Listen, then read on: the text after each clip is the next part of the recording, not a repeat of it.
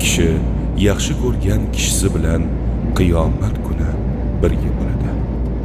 Buxoriy va Muslim rivoyati.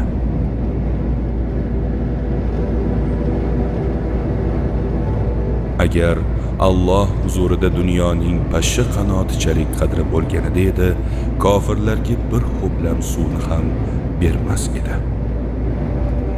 Imom Termiziy rivoyati.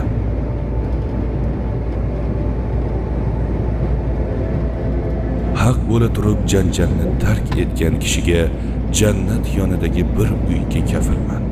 Hazildan bo'lsa ham yolg'onni tark etgan kishiga jannat o'rtasidagi bir uyga kafilman.